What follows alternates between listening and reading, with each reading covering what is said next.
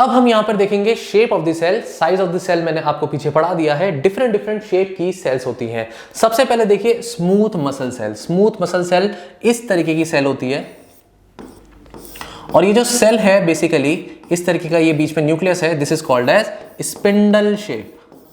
कैसी सेल है? Spindle shape cell होती है। ये राउंड और बेसिकली बाइकॉनकेव, ये सेल्स कौन सी है? Blood cells. तो ये डिस्क लाइक होती हैं, साइड से जब देखते हैं तो ये बाइकॉनकेव दिखती हैं ऐसी सेल्स, ठीक है। लॉन्ग सेल्स कौन सी हैं? बिल्कुल देखिए ये वाली नर्व सेल कितनी लंबी सेल है। अगर हम देखें ओवम सेल को तो ये सर्कुलर है, कहीं ना कहीं राउंड है। स्पर्म सेल का साइज देखिए कुछ इस तरीके का होता है, आगे की तरफ इसमें न्यूक्लियस होता है इस तरह से और पीछे की तरफ इसमें टेल होती है, तो इसे हम कहते हैं स्पर्म सेल। इस तरीके की शेप होती है स्पर्म सेल की। और फैट सेल, ये देखिए आप किस तरह से ग्लोब्यूलर फैट सेल है, इसमें मैक्सिमम पोर्शन लिपिड का है और न्यूक्लियस कितना साइड में है। इस तरीके से स्टार लाइक शेप जो है ये बोन सेल की है। तो ये डिफरेंट डिफरेंट सेल्स हैं, इनकी शेप्स हैं। आपको ये शेप बनाने के लिए आ सकती हैं, आपसे ये शेप पूछी जा सकती हैं। स्पिंडल शेप पूछेगा तो स्मूथ मसल सेल है, आंसर देना पड़ेगा।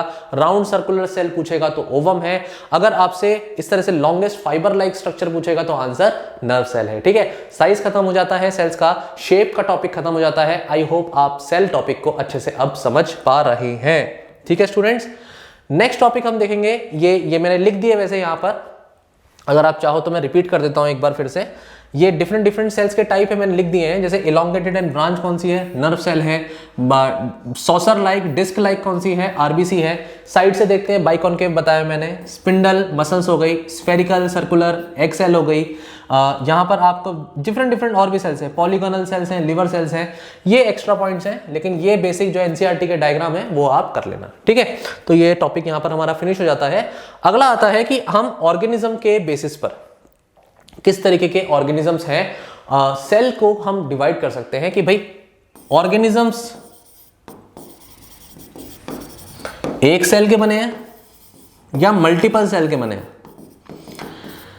तो सेल के नंबर के बेसिस पर, नंबर ऑफ सेल के बेसिस पर हम क्या कर रहे हैं?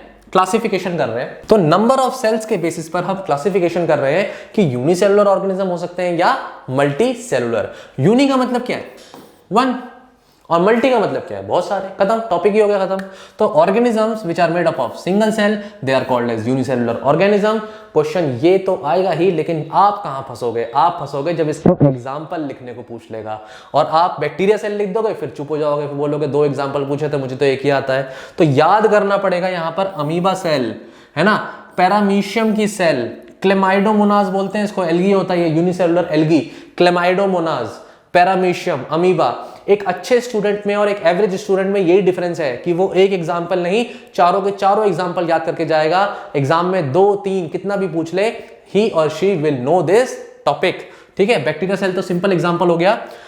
मल्टी सेलुलर ऑर्गेनिजम्स वो होते हैं जो organisms number of cells made up of more than one type of cells, बहुत सारी नंबर ऑफ सेल्स से मिलकर बने होते हैं। जैसे ह्यूमंस, जैसे कि फंजाई, जैसे कि प्लांट्स, हम सभी अगर इस तरह के ग्रुप ऑफ ऑर्गेनिजम्स को देखें तो हम मल्टीपल सेल से बने हैं। क्वेश्चन ये आता है कि मल्टीपल सेल्स की जरूरत क्यों है? तो इसका आंसर होता है division of labour. Division of labour. आपकी स्किन की सेल का फंक्शन है प्रोटेक्शन का, वहीं लिवर की सेल्स का अपना फंक्शन है। इसके अलावा आपके जो हार्ट सेल्स हैं उनका अलग फंक्शन है और नर्व सेल जो है उनका डिफरेंट फंक्शन है। तो ये फंक्शन के बेसिस पर सेल्स बहुत डिफरेंट टाइप्स की हो जाती हैं। इस बेसिस पे हम डिवीजन ऑफ लेबर कर रहे हैं। ऑब्वियस ही बात है, जब 10 आदमी होंगे तो काम डिवाइड कराया जा सकता है और काम को एफिशिएंटली किया जा सकता है। वहीं अगर सिंगल सेल ये सारे काम खुद करे तो वो ऑर्गेनिज्म ही अपने आप में यूनिसेलुलर हो जाता है। तो ये टॉपिक भी आपको समझ में आ गया। बहुत छोटा सा टॉपिक है, लेकिन एग्जाम में आपसे इसके डिफरेंसेस पूछ लेगा और फिर तुम वहां पर बोलोगे ये तो सर एक ही पॉइंट आता है, अब आगे क्या लिखूं? मैं बताता हूं इसका आंसर क्या लिखोगे आप।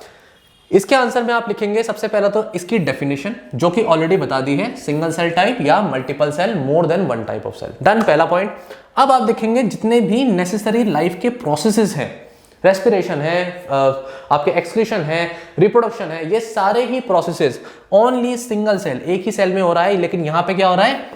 बिल्कुल वही point, very good, division of labour वाला, ये लिख देना, ठीक है।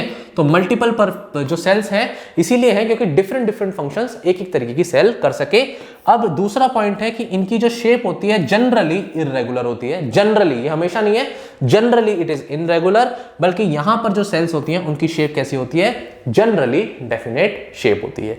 इस तरीके से डिफरेंस होते हैं। और चौथा पॉइंट आपको बनाना ही है एग्जाम में, जब भी डिफरेंसेस आएंगे तो आपको एग्जांपल्स तो लिखने ही पड़ेंगे। जल्दी से बताओ, यूनिसेलुलर का एग्जांपल अभी बताया है, very good. Bacteria, amoeba, paramecium, chlamydomonas, नहीं भी याद रहे चलेगा। अमीबा और पैरामीशियम और बैक्टीरिया ये तो याद रखना। मल्टीसेलुलर में फंगस, प्लांट्स, एनिमल्स, ये सेल्स के एग्जांपल आप लिख सकते हो। तो आई होप ये इंट्रोडक्शन आपको चैप्टर का बहुत अच्छे से समझ में आया। ये बेसिक्स ऑफ द सेल है। अब हम क्या काम करेंगे, सेल के कंपोनेंट्स को, स्ट्रक्चर को अच्छे से समझने की कोशिश करेंगे। इसके लिए हम स्टार्ट करेंगे टाइप ऑफ सेल से कि प्रोकैरियोटिक और यूकैरियोटिक सेल्स क्या होती है। ठीक है students, thank you so much.